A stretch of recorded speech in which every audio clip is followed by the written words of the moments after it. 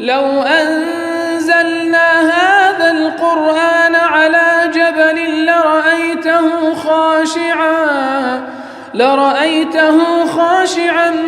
متصدعا من خشية الله وتلك الأمثال نضربها للناس لعلهم يتفكرون. الحمد لله والصلاة والسلام على رسول الله وعلى آله وصحبه ومن والاه. السلام عليكم ورحمة الله.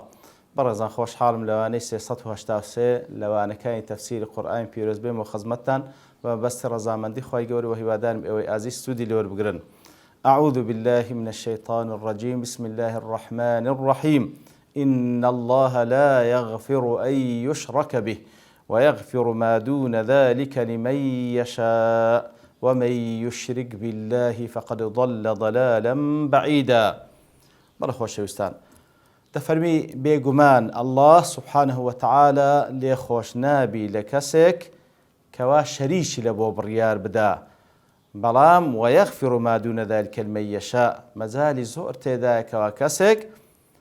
لغير شرك وكفر هر گناه تاواني شدي كشكر بلام لسر توحيد بمريتن او مزالي زور تيدا كخواي قول مشيئتي لسر بلي خوش ببي ومن يشرك بالله هر كسك شريك لبو الله بريار بدا فقد ضل ضلالا بعيدا وقمراب بقمرابون يشي زور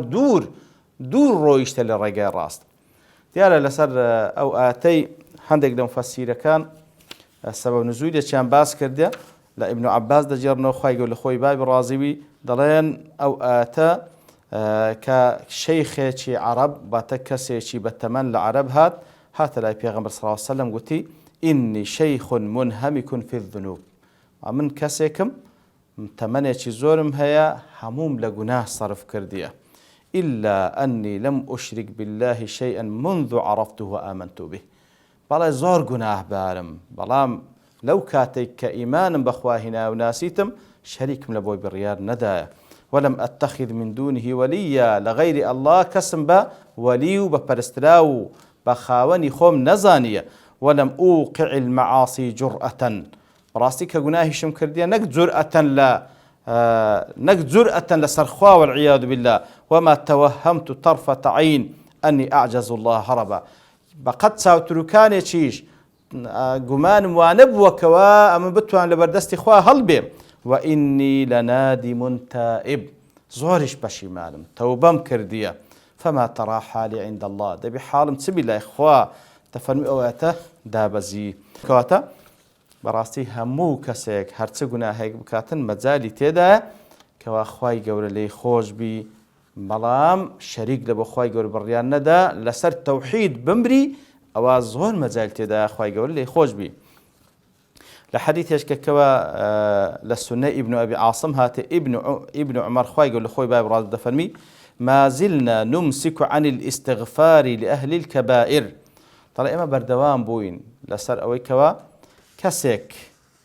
كسيك لسر گناهي قورة مردبي اگر تي مسلمانشا استغفار من لونه ذكر دا ما نذكر خواي قورة لي خوش بي حتى سمعنا من في نبينا صلى الله عليه وسلم حتى وكو لدوي مبارش بيان صلى الله عليه وسلم او آتما بستي كوا إن الله لا يغفر أن يشرك به ويغفر ما دون ذلك لمن يشاء قال فإني أخرت شفاعتي لأهل الكبائر من أمتي يوم القيامة في صلى الله عليه وسلم فرموي لباش دابزين وآتا فرمي أم شفاعتو تكاي خوم لبروج قيامت بزيهشتيا لبوشي لأهل الكبائر من أمتي لبو أوانيك وقناهي قورين هي الأمة كم لبو أو كاتا من شفاعتي خوم تأخير كرديا قال فأمسكنا عن كثير مما كان في أنفسهنا كواتا زورش لدل معنها برامبر بواني كوالا سر قناهي قورة دمرن بلان فأمسكنا ما دام بيان صوصم شفاعتيان لو ذكر لبو أهل كبائر مش تشيدك أو كوالا دل معنى برامبر بأهل كبائر وازمان لهنا لحديث يشكى عيني ابن أبي عاصم للسنة هنايتو عين ابن عمر خواي يقول خوي باب رازي دجيرتو دفرمي كنا نوجب لأهل الكبائر النار طلع إما بيمان وابو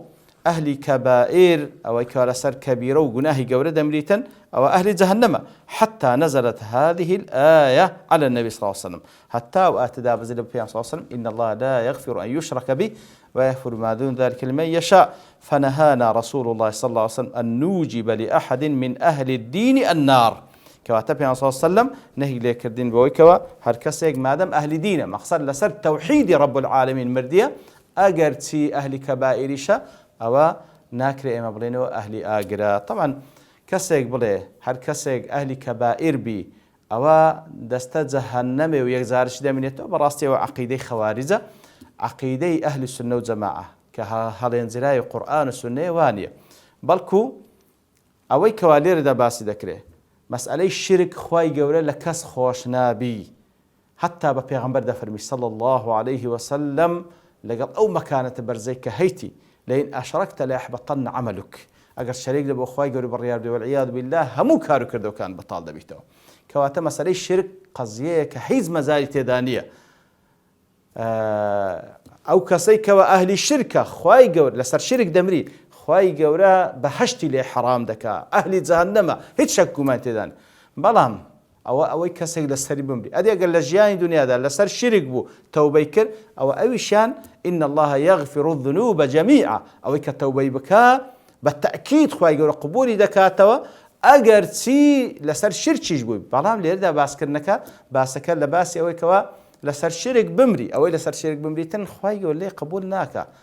بهيج شيويق لأهل الشرك قبولناك وأهل جهنم حتى بلام كسيق لسر عقيدة توحيد بي أجر تي أهلي كبائر يجبي لسر كبائر بمري توبشي نكرد بي أو فهو في مشيئة الله إن شاء عذبه وإن شاء غفر له هر كسيق لسر كبائر بمري لأهل توحيد أو لمشيئة رب العالمين أجر خواي جوري ويستي لسر بلي خوش دبي ويستيش لسر بعذابي ددا لقدر جناحكي بلام عاقبتكي هر أهل بهشتا أو عقيدة أهل السنة والجماعة إتر ومن يشرك بالله هر كسك شريك لبو خواه بالريال بدا فقد ضل ضلالا بعيدا براسته وكسا قمرابوا بتشي قمرابون يشي زور دور قمرابوا كواتا ديارة قمرابون واتا لرقاي حقه رقاي راستي وصراط المستقيم كوا ديبا بلو رب العالمين وبلو بهشتي بانو برين لو رقاي قمرابوا كوا شريك لبو خواه بريار بدا أو زاد فرمي إن يدعون من دونه إلا إناثا وإن يدعون إلا شيطانا مريدا ديبا شواني كوا شريك لبو خواه بريار دن والعياذ بالله أواني كوا لسر عقيدة توحيد لا ذكون باشا لشي دبارين عبادتي شي دكن إن يدعون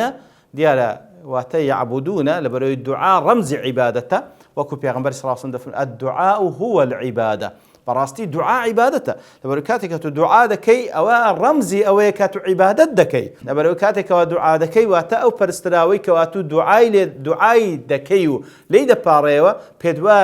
بيتوا ذاتك سميعة بصيرة دبي شتي دبيني وهروها غنية شتي هي لوي ليدا وذكي بتوانا قدرتي هي يتر إثبات أوهم أسماء وصفاتانه لو دعاء كردنو بارانوا لهر ذاتك أو رمز عبادته لو إخوة يقول لي لسندين زجاجك كذا فهم يدعون زانان فهم يعني يعبدون لبرو الدعاء رمز عبادته أواني كوا شريك لبو إخوة يقول بالرياض شيء هذا برستن إن يدعون من دونه إلا إناثا أوانيك على غير الله ده برستري سنة إناثا خوي في ميينا أوانا ميينا تلير ده معناه تيا أوانيك على غير إخوة ده برسترين ميينا زانان بتسندي شيء ولا شيء عندك تفهمون يقل لك دانا وكان مشركة كاني جزيرة عربي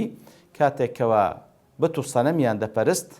لبرسي ديان برس ديان قو ما نعبدهم إلا ليقربونا إلى الله زلفة أو بتوصلنا ما عند برسين لبوي كالأخوة ما نزيب كاتوه لسرت أساسك بفلسفة غلط وبرتكي أوان أو أبو كقوايا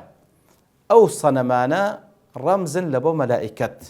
وهروها بتصوري غلطي أوان ملائكة والعياذ بالله كتي إخوان والعياذ بالله يتر أو ملائكتان كأوان رمز كان يا برسن كبتو صنم مكانا شفاعتي أنا لك لا إخوة سبحانه وتعالى إخوة يقول نزيش عندك والعياذ بالله والملائكة طبعا نبيا وإن آفرة مخلوقة شي نورانين خواي جور خلق كدنا ومخلوقي خواي جورشن سبحانه مخلوقا نقول العياذ بالله بروي خواي جور لم يلد ولم يولد سبحانه وتعالى كواتا لسرو أساسي دلين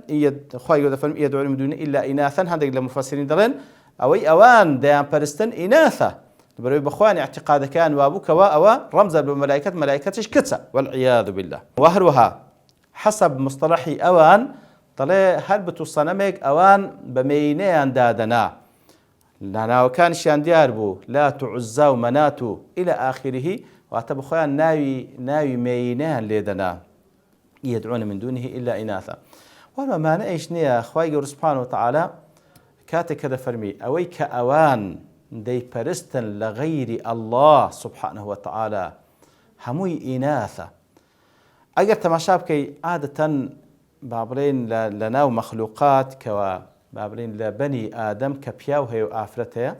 زياتر بياو رمزي قوة دا صلاة آفرت زياتر بابرين بيد صلاة برامبر ببياو وكو قاعدة عام لو أنا حالات شازي شبي إتر خواي قرد فرمي سبحانه وتعالى أوان ديان برستن اشتي لاوازن إناثا اشتي لاوازن إناثا كواتا أخوي غيري الله سبحانه وتعالى حمو برستراويكي غيري الله معبودي باطلة شاني برستنية يعني لسندين نمونا أخوي يقول له ما دينته سبحانه وتعالى لبو نمونا لسورة الحج أخوي يقول سبحانه وتعالى يا أيها الدفن يا أيها الناس ضرب مثلا فاستمعوا له إن الذين تدعون من دون الله لن يخلقوا ذبابا ولو اجتمعوا له همو آني ديان برستن لغيري الله أجر هموي بيكو كوب بنوا يك ميشيان بيدروس ناكل أخ ميشيك سبحان الله نقي يك يقلوانا ولو اجتمعوا له همو برستراو بنا حق باطل كان كوب بنوا هموي بيكو يك ميشيان بيدروس ناكله نكر أوندا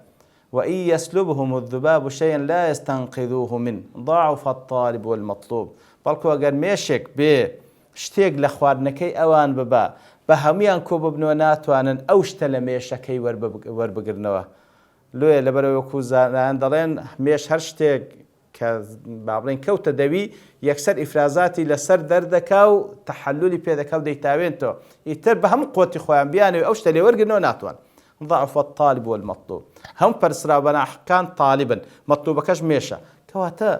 بقد تواناي ميشك توانا يعني يتتسده برستي لغير الله مثل الذين اتخذوا من دون الله أولياء كمثل العنكبوت اتخذت بيتا سبحان الله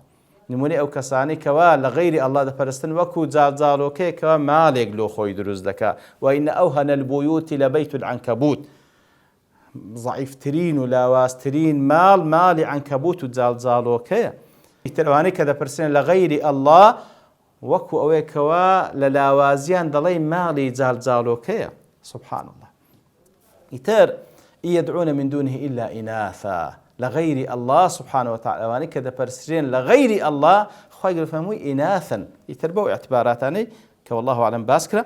وإن يدعون إلا شيطانا مريدا أوي أوان دي برستان هي سنية تنها شيطان يقنية سوك الشيطان فعلا وادكا كوا غير الله ببرستريه كواتل حقد برستني شيطانك سوك الشيطان قمريان دكا أو زدت الشيطانك مريدا مريد أو شيطاني كوا تمردي كرديا شيطانك كوا بعضهم شيطاني مارد أو شيطانية كهيت خيري بيوانية أو بري شري بيا كو بكسيتي بعضهم لبيوان كبيمو بيدن أمراض ياخذ من ذلك مير من ذلك يشتمويلينات بيدن أمراض إتر ماردي شواتا أو شيطاني كوا مارد لخير بهيت شوي خيري بيوانية إتر أوان دين بجوي شيطانك دكان بفيتي شيطانك هيتس خيري بيوني همو الشر